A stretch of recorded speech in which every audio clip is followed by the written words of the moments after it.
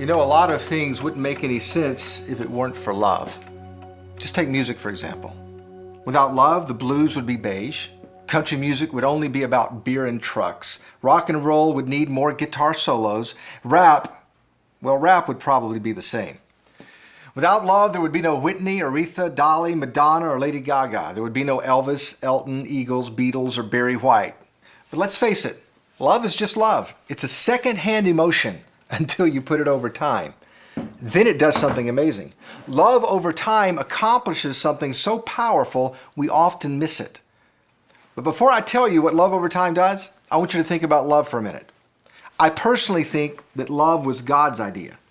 It's no wonder that love gets so much press. I mean, God is a pretty good innovator, and if he originated the brand, it's bound to be successful. It's actually a good thing he didn't copyright it, or there'd be a lot of people out of a job, right? The Bachelor would lose millions of viewers, no one would listen to Delilah, Hallmark would go bankrupt.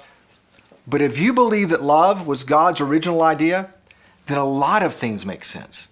For example, now maybe you can understand why a newborn is so dependent on a mother's touch, or why a child craves approval from a father, or why a teenager looks for belonging, or why two people will actually hold hands. We were created to love. That means the kids and teenagers around you were also designed to love and be loved. So you are in a unique position to demonstrate the incredible thing that love over time can do in the life of a kid. You'd think we'd understand by now the things that love over time can do. But it's easy to get so busy that we just forget. We forget to make love a priority. It's kind of like the Pharisees. You remember them, right? They were the religious leaders who believed in God. They actually spent a lot of time learning what they thought mattered to God. They worked hard at keeping the rules. They showed up at the temple consistently. They prayed longer and harder than anyone. They studied the scriptures relentlessly. But they were so busy doing important things that they missed the most important thing. They missed the thing that love over time can do. And maybe that's why Jesus reprioritized in a few sentences what matters most. He actually said it this way: the greatest commandment is to love the Lord your God with all your mind, soul, and strength. And there's a second part to the greatest commandment that's just as important as the first part. Love your neighbor as yourself. Let me paraphrase. Love matters. I'll even elaborate. Loving God matters. Loving yourself matters. Loving people matters. Actually, the great commandment makes several points at once about love. Loving God helps you love yourself. Loving God helps you love others. Loving yourself helps you love God. Loving yourself helps you love others. Loving others helps you love God. Loving others helps you love yourself. And all are true at the same time. What a genius idea. Of course it is. It came from the one who made you. And before you get too opinionated about an overemphasis on love, remember who said it. And just be careful that you don't minimize what Jesus maximized. So stay focused. That's why love over time happens to be the best strategy to help kids know they matter. When you love them consistently, when you show up in their life week after week to demonstrate to them that they're a priority to you, when you love them faithfully in spite of their performance or their behavior, love over time does something amazing. Love over time is the best way to give a child worth. And there's something else to consider. Maybe love matters more in the life of a kid than it does in the life of an adult. I want you to think about that for a few minutes. This past year, I had two friends both take their lives. One was 23, one was 48.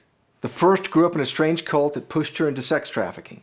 The second grew up in a Christian home and wrestled with anorexia. They both shared a common dilemma. They didn't know how to love themselves. They were both smart, attractive, determined people who tried really hard at life, but something was broken when they were young that stacked the odds against them. And I'm not qualified to explain how or why. The point I want you to consider is this: kids need to learn to love themselves while they're kids. Kids desperately need adults who will love them in a way that will convince them that they are worth something when they're young. If kids don't feel loved when they're young, they may never love themselves in a healthy way. And if they never learn to love themselves, they may ultimately self-destruct. So the way you love kids while they're kids can dramatically affect their future. That's why we need more adults to step it up and play for keeps. It's time to get serious about loving the children around you. Most research even suggests the younger the recipient, the more powerful the impact. Think about it this way. Love is like investing. It gains shares. The sooner you start paying in, the greater the return will be later. The longer you wait, the less you earn. Simply put, deposits in someone's life as a child will earn more interest. When you wait until they're adults, the gains are just slower. My oldest daughter is an artist. When she was a child, she believed every flat surface was a canvas. That included every wall, every table, every book, every door, and every piece of paper. She used pencils, pens, markers, chalk, crayons, and paint to leave her mark everywhere. So there were constant reminders of her talent all around us, all the time. They were her priceless creations. But I have to be honest, it felt like her art was costing me a lot more than it was worth. I'm not sure I recognized the value of what was happening. If you had asked me then, I would have only priced it sentimentally. But slowly, over time, her art evolved from uninteresting smears and scratches to sophisticated, emotional, and intricate paintings.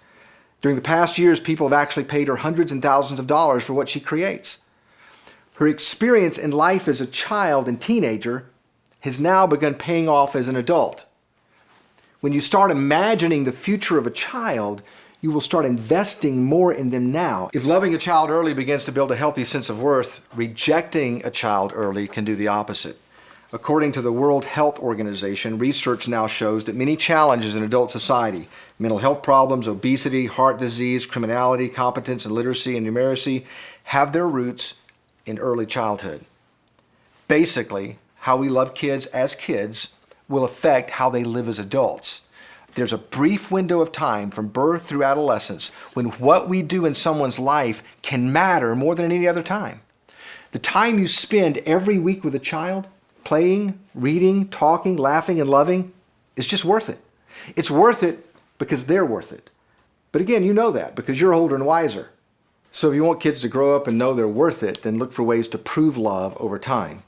Kids and teenagers need adults who will show up and be there consistently, patiently, regardless. They need adults who care enough to discover how they are wired and who they really are. They need someone in their life that will not bolt and run when things get messy, before they can ever know that love is more than just a second-hand emotion. Playing for keeps simply means you get serious about what you do with your time, and when you play for keeps, you put love over time. One of the best ways to do that is to simply prove it. How do you prove love? The same way God did, right? Have you ever stopped to think about the fact that the entire story of Scripture is about God pursuing a relationship with us over time? Regardless of our behavior and our mess, He kept showing up. Finally, He sent His Son to walk with us, to be physically present so we could touch and know Him. You prove love as parents and leaders in the same way. You simply decide to be physically and consistently present week after week. And remember, kids will test you to see if you really like being around them and with them. They probably won't believe you love them if you never like them enough to hang around them. Author and artist C. Joy Bell-C says it this way: they say you have to earn the right to be loved. No, love is unconditional. If you love someone, they don't have to earn it. But the right to tell someone that you love them, that has to be earned. You have to earn the right to be believed. So as parents and leaders, let's earn the right to be believed when it comes to love, if we're playing for keeps. And also keep this in the back of your mind. The window of time in their life as kids and teenagers is a critical opportunity for us to give them the sense of worth and value they will need to face life as adults. That's why I would argue that what you do for kids and teenagers is more important than what you do for even adults. If you're showing up in the life of a kid or teenager each week, then what you're doing is extremely important.